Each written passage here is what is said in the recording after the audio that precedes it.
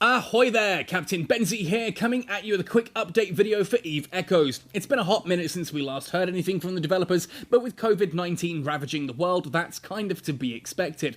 We have had a few updates though that I do want to just discuss with you guys quickly, mainly via the EVE Echoes Twitter account. Now the first one that popped up here was this: greetings pilots, we've received a lot of love from you guys and got the command to stay safe. No worries, will do.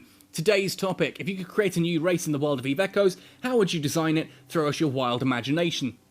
And they did actually have some really cool suggestions in the comments here. If you're interested, I would recommend going and having a look at that. But ultimately, I want to talk about what came next.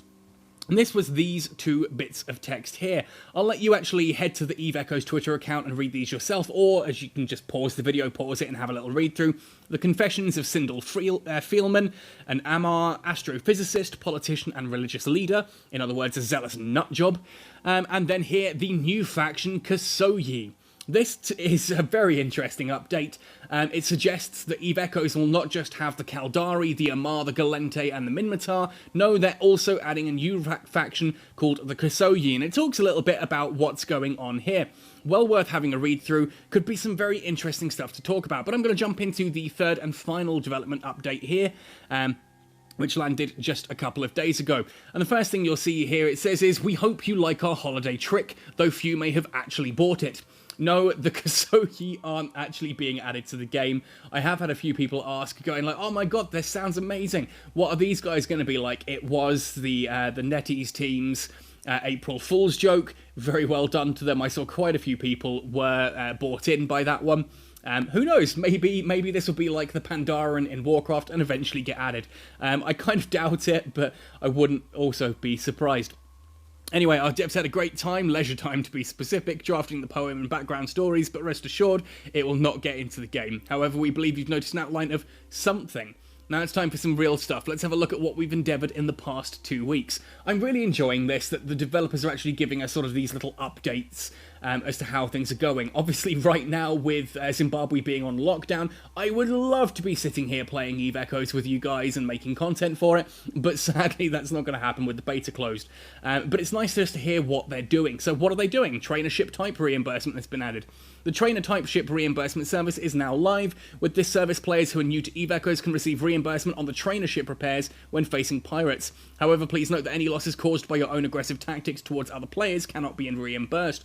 To me, this means that if you're using a trainer type ship, like a trainer, like the Omen trainer or whatever, you know, those the specific ships themselves, you've seen them in my tutorials where I talk about them. They're sort of, they're cheaper versions of different ships, usually with cut down abilities. It looks like what they're doing here is they're going to cut those abilities down and give them as kind of, you get reimbursed for any repairs that you do if you get attacked by pirates. Ultimately, this just means that if you're trying out a new ship, you can try it, fly it, have a little bit of fun with it, and if anything goes wrong, you don't lose major amounts of ISK, and I'm kind of all for that. It's a nice little bit of casual play for mobile gamers, which I'm all for. Fleet Command upgrade. We've drawn up a new design to simplify Fleet Command with the intention to improve communication between fleet commanders and members of their fleet. The history feature has now been introduced, so players can now view their past commands and have a clearer picture of the battlefield during combat. We'll be delivering further improvements in future updates. Now, fleets are kind of like squads or like parties in other MMOs, where you just group up with a bunch of people, go raiding or dungeoneering, that kind of thing in other MMOs. In EVE, that's a way of organising an entire fleet to go together for fleet manoeuvres, whether that's combat against an enemy corporation, whether that's taking on some of the tougher anomalies, things like that. It's always good to hear that they are looking at ways to make this a better experience for players. During the beta, fleets were a little bit clunky. I only was in 3 or 4 during the entire beta, but they were clunky to use and set up. It's nice to know they're looking into that functionality to make EVE Echoes just that little bit more social. Corporation alliances and mechanics development. Corporations and alliances are prominent yet intricate mechanics in both EVE Online and EVE Echoes. To implement the system and to fulfill the high expectations set by EVE Online, we're taking extraordinary measures to ensure the development of this system has sufficient time and resources for success. Furthermore, we've begun the development of the alliance mechanic to go hand in hand with the corporation system. This is great news. Corporations are like your guilds or your clans where you can team, you know, it's an organisation You all work together towards a very specific goal. Alliances are then ways to connect corporations. So you yourself might be in a mining corporation, and then someone else is in like a combat corporation. Those two are allied together. They both benefit sort of a big umbrella corporation, an alliance, so to speak. Now, there's been very little mention of this in the beta and with the development update since, so it's nice to have full confirmation that alliances are in development as well as just corporations. Again, to answer the question that I keep getting asked, no, we don't have a release date yet. Yes, I will be making an alliance. I'm not giving a corporation, sorry. I'm not giving any details of it yet because as a content creator, I know I'm open to griefing. Once the game is live, I will have details of the corporation that I've got set up and where to come find us. Game text localization. We've completed the proofreading process of the game's text. All the text errors reported by our wonderful players during OBT have now been edited, and we've completed our polish pass. We've now begun the localization effort in Russian, German, French, Spanish, and Brazilian Portuguese. We expect these 5 languages to be fully supported shortly.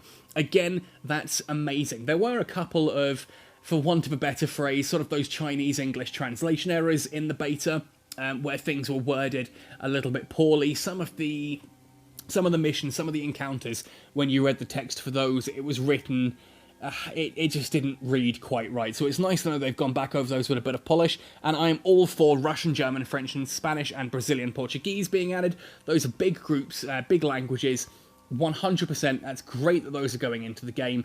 So we'll have Chinese, English, Russian, German, French, Spanish, and Brazilian Portuguese. Just means that if you're a player in those languages, you get a considerably better experience. And we're all on one server, so you know what? The better we can communicate, the better just the experience is going to be for everyone.